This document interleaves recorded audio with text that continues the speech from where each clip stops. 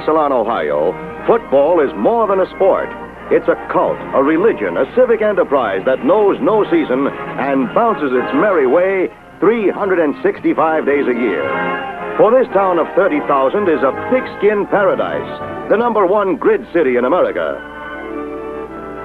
Here is where an organization called the Boosters Club makes sure every male child gets the proper start in life by presenting him with a football before he leaves the hospital, where the populace, both sexes and all ages, knows their pigskin statistics the way they know their ABCs and follow the football fortunes of every local product on college fields throughout the country.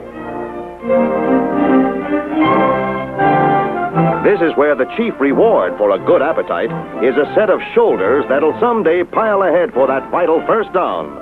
For here indeed is a spawning ground for hip-swinging halfbacks and pass-grabbing ends which knows no equal elsewhere. And it's almost an assembly line process.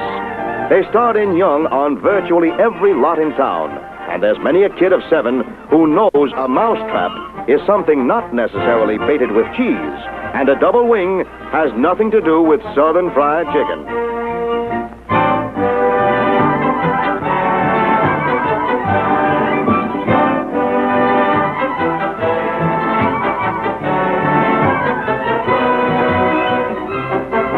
The next step leads to 3 junior high schools, which have beautifully equipped squads of 13 and 14-year-olds who play each other and out-of-town teams as well.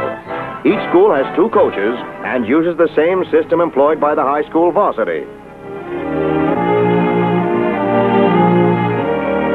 By the time the talent gets to head coach Chuck Mather, it's ready for the final polishing.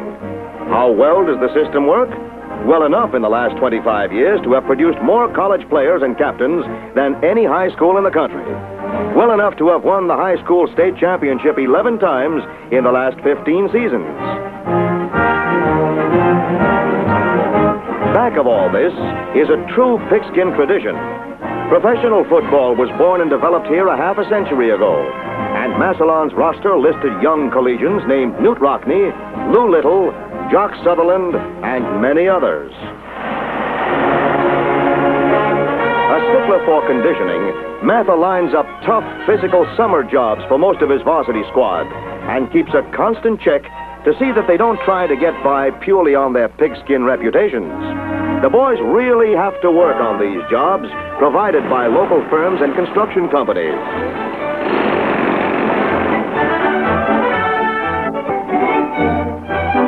Juggling 30-pound pig iron bars in July will add up to an ironclad defense in the fall.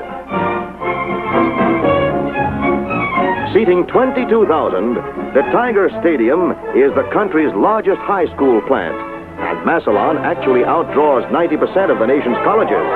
It takes good football to do that, but a varsity squad of 88, looks like a college outfit, doesn't it, and a staff of 6 top-notch coaches ensure a perennially high-quality result. Mather has a backfield coach, an end coach, tackle coach, center and guard coach, and 1 general assistant.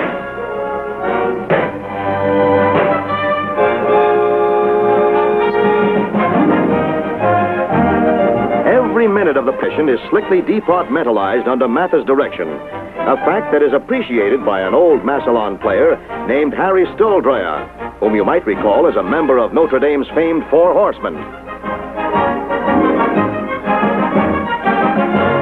Also watching practice each day are members of the Boosters Club, local business and professional men, carpenters, cab drivers, and plumbers.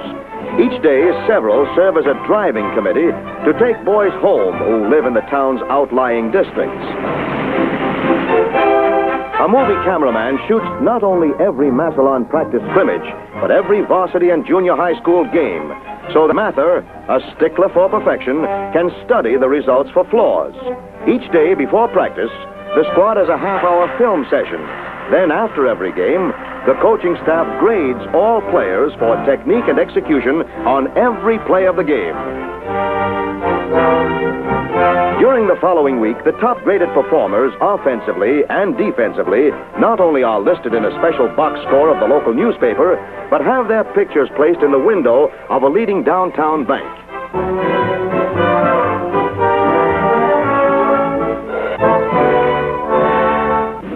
Although Massillon's very high football budget, its box office take of close to $175,000 a year enables it to support a wide and valuable program of extracurricular activities. Juvenile delinquency and dropping out of school before graduation are no problem in this town.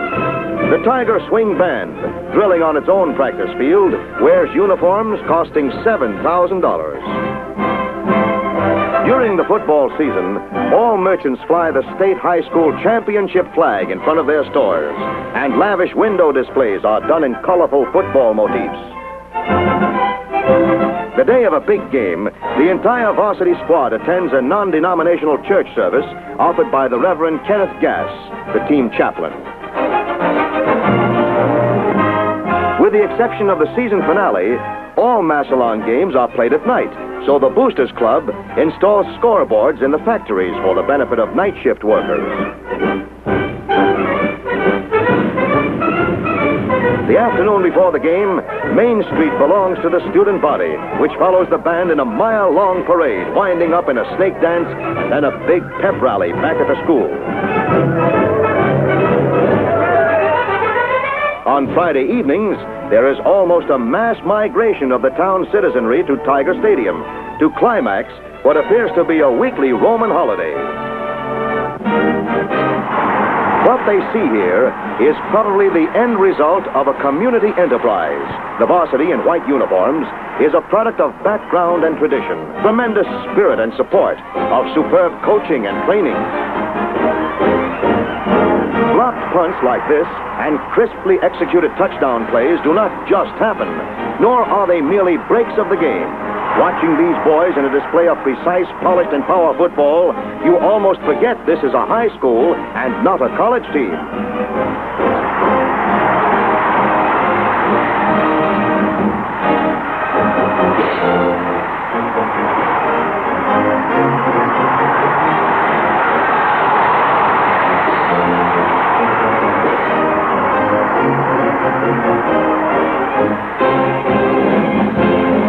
Indeed, much to cheer about, much to blow their horns about in Massillon, Ohio, where pigskin fever reaches new highs, and no one cares if the disease is catching.